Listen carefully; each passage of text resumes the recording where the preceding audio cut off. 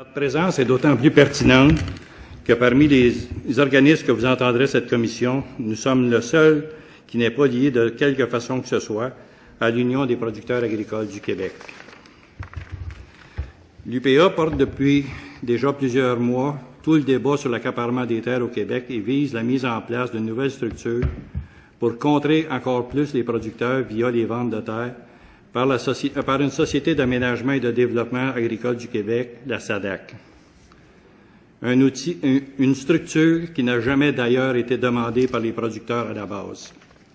Globalement, le Conseil est favorable aux modifications proposées à la loi sur l'acquisition des terres par des non-résidents, dont l'adoption initiale remonte à 1979, soit il y a plus de 30 ans. Après plus de 30 ans, il semble tout indiqué de vouloir l'ajuster aux réalités et aux besoins d'aujourd'hui. Il s'agit d'une démarche que nous souhaitons d'ailleurs pour l'ensemble des lois agricoles du Québec, incluant bien entendu la loi sur les producteurs agricoles.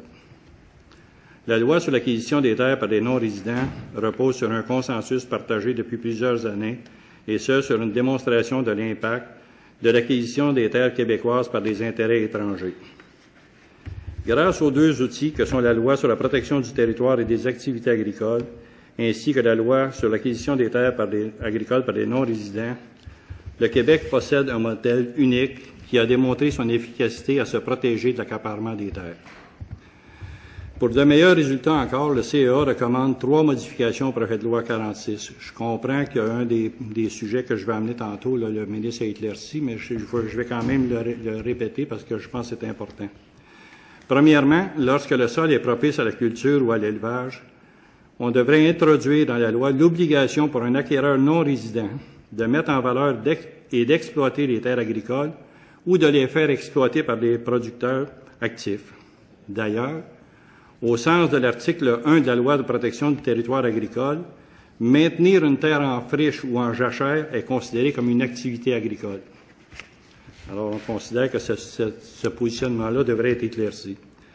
Deuxièmement, abaisser le seuil maximal de 1000 hectares, comme j'ai mentionné tantôt, là, je pense que ça a été éclairci par le ministre, prévu à l'article 15.3 du projet de loi. Ce seuil nous apparaît trop élevé puisqu'à titre d'exemple, l'acquisition d'une telle superficie dans la région de Montréal nécessiterait un investissement de plusieurs dizaines de millions de dollars. Alors ça a été considéré par individu ou par entité juridique. Nous proposons d'abaisser ce seuil à 200 hectares, d'autant plus qu'il est prévu que la Commission puisse analyser toute demande excédant ce seuil. Finalement, nous proposons de resserrer également les critères pour les personnes morales afin d'éviter de permettre de façon détournée ce que l'on veut empêcher en resserrant les critères pour les individus. Nous proposons donc de faire passer le seuil de propriété de 50% plus 1 à plus de 80% par des intérêts québécois. Bien qu'il existe relativement peu de données substantielles sur le phénomène d'accaparement des terres au Québec, les données disponibles démontrent clairement qu'il n'y a pas de phénomène d'accaparement des terres agricoles québécoises. Les données compilées indiquent en effet qu'au Québec, 84% des terres agricoles sont possédées par des agriculteurs d'ici. Ce pourcentage tombe à 64,6% au Canada et avoisine seulement les 30% en France. Nous trouvons donc déplorables les tentatives de confusion qui sont faites afin de lier accaparement des terres, spéculation foncière et hausse de la valeur des terres agricoles, accaparement et frein à la relève agricole via l'accès aux terres ou encore accaparement et perte de contrôle des producteurs via la fin du modèle de propriétaire exploitant. Cette stratégie ne vise à notre avis qu'à tenter de justifier de nouvelles mesures de contrôle des producteurs agricoles québécois par la mise en place d'une SADAC, comme le souhaite l'Union des producteurs agricoles. C'est pourquoi nous avons soulevé dans le document différentes interrogations quant aux impacts potentiels de l'accaparement sur la spéculation, la valeur des terres, la relève et le modèle de propriétaire exploitant. Sollicité. Je veux juste vous dire que je suis au courant de ces réalités-là. Je veux juste vous rassurer, là, il me semble que c'est mon devoir comme ministre de vous dire que je suis au courant de ces réalités-là et je me rappelle d'avoir dit publiquement, c'est sûr que ça me fait rien de le rappeler. Moi, je dis envisager une espèce d'outil pour atteindre l'objectif de disponibiliser par une fiscalisation ou autre une banque de terre avec un instance, chapeau, j'appelais ça de même dans mes mots à moi, là. Ça, j'ai pas trouvé que ça.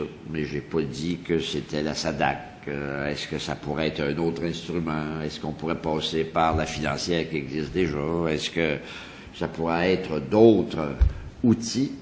J'ai dit, ma tête n'est pas faite. C'est pour ça que je suis content que vous en parliez, même si c'est pas spécifiquement la SADAC, c'est pas le projet de loi, puis vous le savez très bien, sur lequel on étudie. Donc, moi, merci d'être là.